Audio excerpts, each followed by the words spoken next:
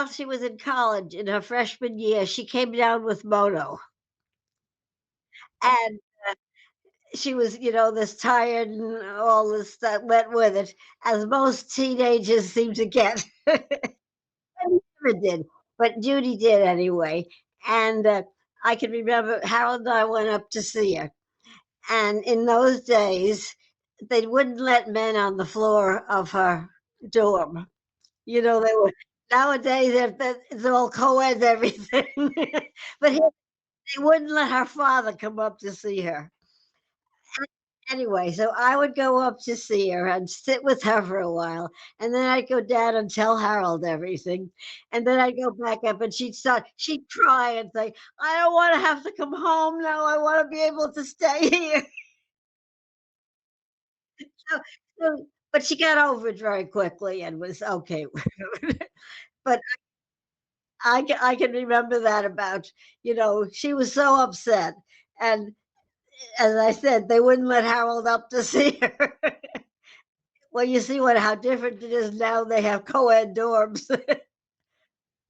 Oh, well, what happened was she graduated, and she got this job, teaching home ec in a junior high school, and everything was fine. She, had an apartment with 2 other girls in this apartment complex, and I guess it were 2 floors of these, complexes, and she and the 2 girls, I think, were on the lower floor, and up above them were 3 boys, one of whom happened to be Dave. So that's where they met. They met at the complex where they were both having apartments with 2 other friends. No, I'm trying to no, it was just out of Rochester. It's the Rochester area. I'm trying to think of the name of the town now. Maybe I'll think of it while we're talking. If not, I'll do it after we hang up. Uh, anyway, that's where she met Dave, and I guess they something must have clicked, and they started dating, and that's where and it led, of course, to they getting married. Oh, I remember the first time she brought him home, yes. Uh, she brought him home. He was gonna spend the weekend with us. So we came in, oh, but just before they called on the way home, and Judy said, "Dave has a terrible toothache." She said, "Can you make an appointment with your dentist, so when we get there, he can see somebody?" Which is what we did. So we met him with a terrible toothache. So anyway, he went to the dentist, and the dentist decided they could not save that tooth. So he had the tooth pulled. So here he came home, and he was home here then with us for the weekend. And of course he wasn't at his best, I guess. That was our introduction to Dave. We just felt so sorry for him. So I guess he wasn't feeling up to par having just had a tooth extracted. And but anyway, they stayed for the whole weekend and then they went back. And I don't think it was too long. I don't know. But anyway, she decided she wanted us to meet. So I guess it must have been clicking. Well, they came again for a weekend that time again. And while they were here, Dave goes to Harold and he says to him, "I'd like your permission to marry your daughter." Yeah, he was brought up the old-fashioned way, I guess, which was very nice. But, well, of course, we had seen him in between those times, but that was the time when so she started to laugh and she said, "Yeah, I'm glad you said yes." She said, "Because look, see, I've got a ring."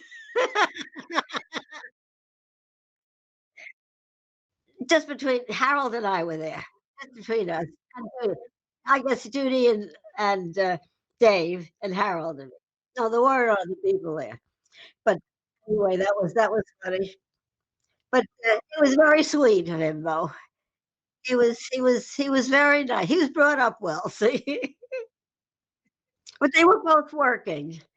I mean, he was working for Kodak, and she was working for the school district, which was just close there. So, she stayed working. I still stayed in that apartment with the girls. Yeah, they didn't go living together yet. That this was back a number of years, you know. Oh, well, we started planning then, you know. Well, no, I don't recall exactly when, but she was talking about, in not too long. I mean, they were both working and everything. The wedding was in Huntington. I'm not Huntington. The wedding was here. I've got people all over the place now.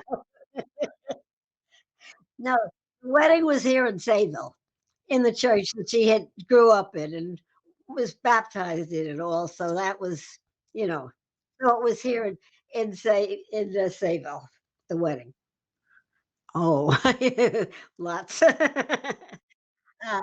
Uh, some of the bridesmaid, yeah, her two bridesmaids. She had three attendants, Wendy and two of her friends, and they stayed here during those days in our house. The girls stayed here. Well, they were from out of town. I mean, they weren't from around here, so they couldn't, you know, be just jumping back and forth. So they stayed here for a couple of days during the wedding, and which was very nice. I I know the one girl very well because she was always here. The other one was from upstate that you met in college. Was so I never knew her very well until then. The reception was in Land's End, which is down at the water here, a catering house. It was a very nice place, and we had a lovely wedding there. And yes, no, I'd say, oh, not like there's some of these weddings today. Maybe I can't remember now exactly. She probably remembers. I think. I hope. It was maybe just under 100, maybe 75, something like that. I can't remember, but it was a nice. We had a nice uh, hour before, for drinks and hors d'oeuvres and all that first, and then we had a nice wedding with dancing and everything and music. Uh, but that got to be funny after a while because I don't know how many weddings they would stop in the middle of the wedding and say that Harold didn't have to dance. Yes, they did. They went upstate a while. They stopped different places. They were away for about a week, I guess. No one, not one particular place, and that is. People weren't doing that in those days. No, no, no. They lived in an apartment for a while. And then they decided that they would look for a house. I don't know if she was pregnant then or not. I mean, after the look for a house. I'm not saying at the wedding. No, I know they were. Yes, that was their first house. They started looking for a house, and then they found this, and that's the same house that they lived in always. Yeah, and then she's still living in.